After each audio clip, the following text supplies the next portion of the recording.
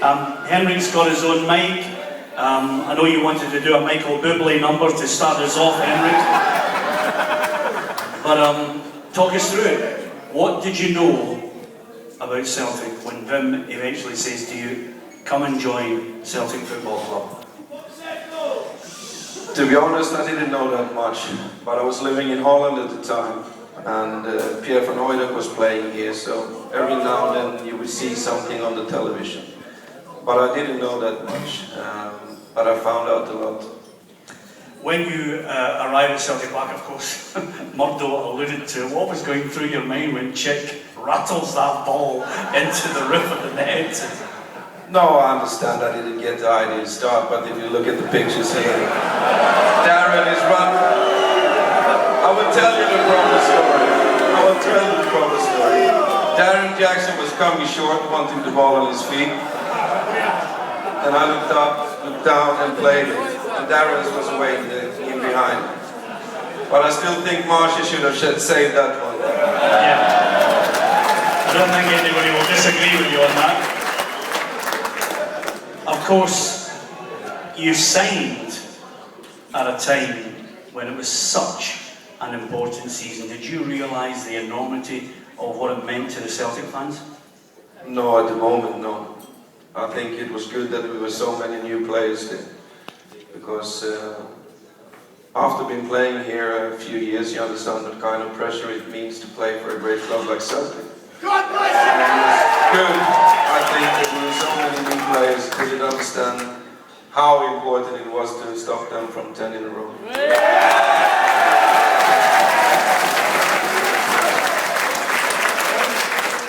That season, was there a specific game, or was it a specific time where you thought, this is it, we're in the driving seat, we can win this? First and foremost, we didn't get off to a really great start that year. I think we lost the two first ones. And, yeah, the team wasn't really settled. As I said before, we had a lot of new players. But there was no time really that you thought, well, this is finished. I know, and I remember when we went to Dunfermline and all we had to do was to win, and then we won the league there.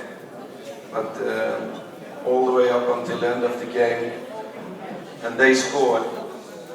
And then I remember coming back to Celtic Park, and there was a grown man coming up towards me, and he was crying, and you have to do it next week, you have to do it next week. And that's, I think, the time when I realized how much this club means to the people. And it's a time when I realized how important it was to stop Rangers from 10 in a row. Celtic Park, St Johnstone, the opposition, tense, to say the least, until you... Very, very tense that day, I think. Until you settled everybody's nerves. Yeah.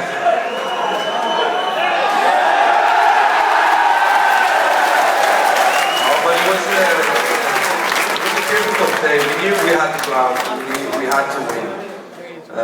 And we were confident, I think, that we should do it. But it was a funny atmosphere in the stands that day, I think. And before I scored that goal, I had a chance that I took a little bit too early, maybe because I was nervous. And I looked over to the bench and I saw Murdo. He wasn't too pleased with that one.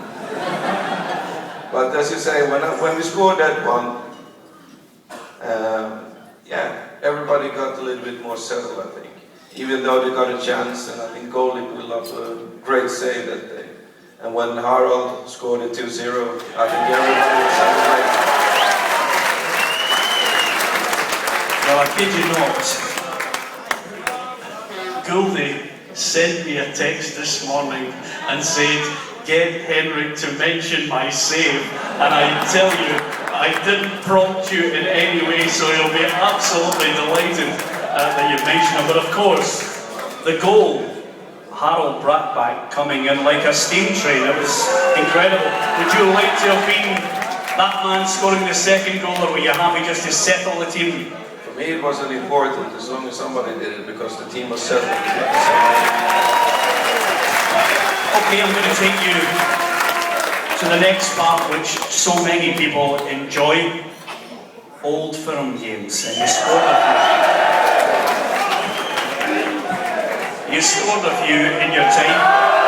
Not enough today. What was special about those games for you? I think first I remember playing my first Old Firm game away from home, and a lot of people talked about how special it was. And coming from Holland, played the final Ajax one.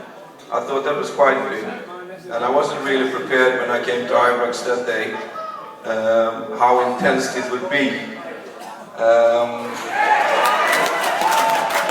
It was. I mean, you can't speak to each other. It's unbelievable. I think it's the biggest and the best derby in the world, without a doubt.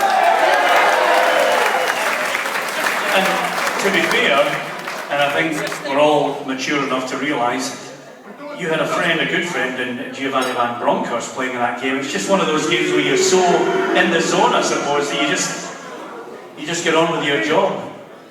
Yeah, I mean, you want to get on with the job. I mean, you have to stand in the way and you have to kick them down. You do that. I mean, that's what professionalism is about. Did you ever get a chance to wind him up on the bar? Not really. I think he kicked me more than I kicked him, actually. I was a little pissed at him sometimes. Well, I've got to ask you the obvious question then. Your favourite Old Firm goal? There was a few, actually, but I think the 6-2 when Conteman was getting married and then I shift closer. I think that's quite nice. Here you go.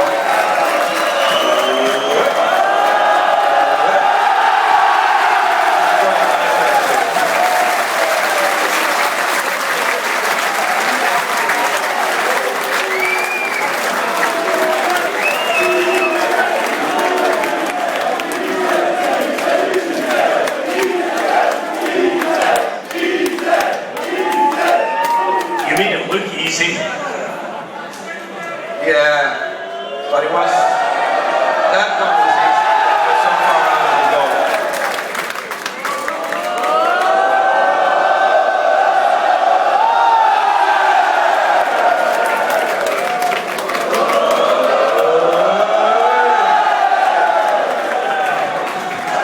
Okay, let's hope there's no more angles, and thank God for that. That game ended up 32-2. Great goal. Old Firm games, special. What about the man? You've had so many managers, so many great managers, and some people don't get the chance to work alongside. You mentioned Vim, Dr. Joe was another manager you worked under, and then the arrival of Martin O'Neill. What was it about? Did you sense there was something special happening? Yeah, I knew that he was the manager for Leicester before he came up here, but he didn't know so much about the man. But I heard a little bit, and always careful when I don't have the information firsthand, because you never know, you have to make your own mind up. But the thing was, I was a little bit nervous as well, because obviously I was coming back from my leg break, getting a new manager. I didn't really know if I was in his plans. That's the doubts you have when you're injured, because there's a new manager, he's bringing in new players. But I mean, I found out soon that I was in his plans, and I was happy to work under him for the years I was there. It was a fantastic manager.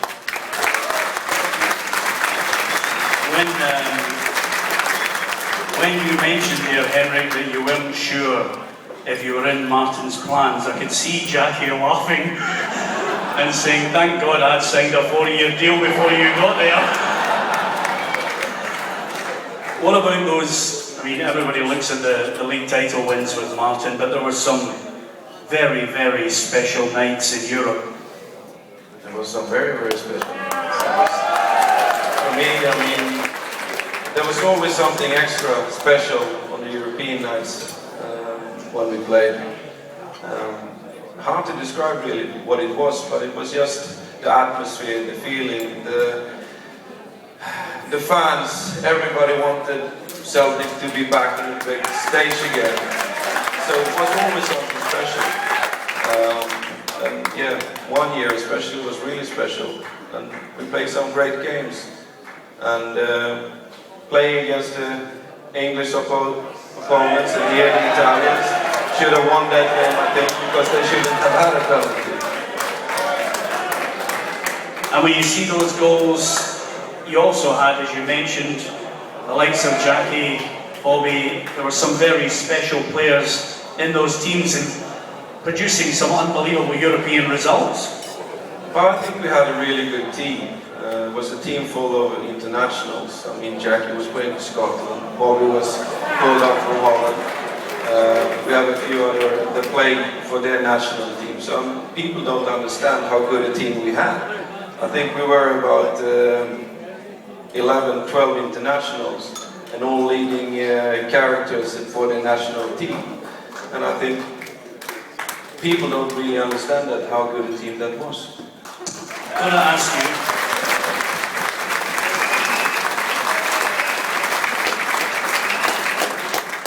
Blackburn gone, Liverpool. Love that game. I mean, I look at you now, you're going to smile on your face, but men against boys, did that annoy you? A wee bit, I should say, up there. No, but I mean, it was so good going down there, and really, they didn't have a chance.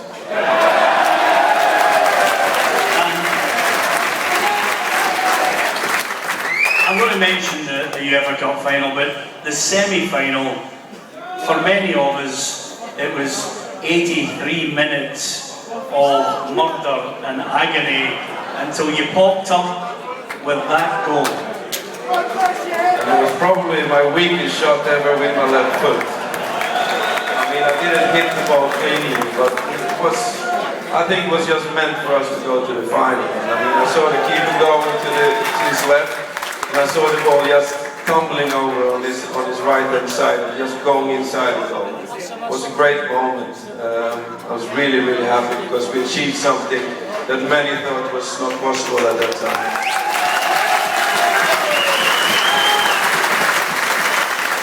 Just a few questions to go, Henrik. Seville, 2003.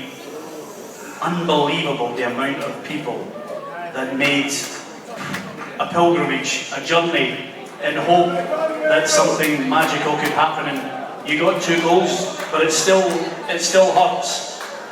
Yeah, it hurts to talk about it. And I love you as well. But it hurts a lot because I still think we should have won that game. I think it's a game that we played really well in. We had the opportunity, we had the chance, but we didn't finish it off. That's why it's so hard to talk about it, because we're playing against a very good side. And the year after that to go on and win the Champions League. So it would have been nice to win that game.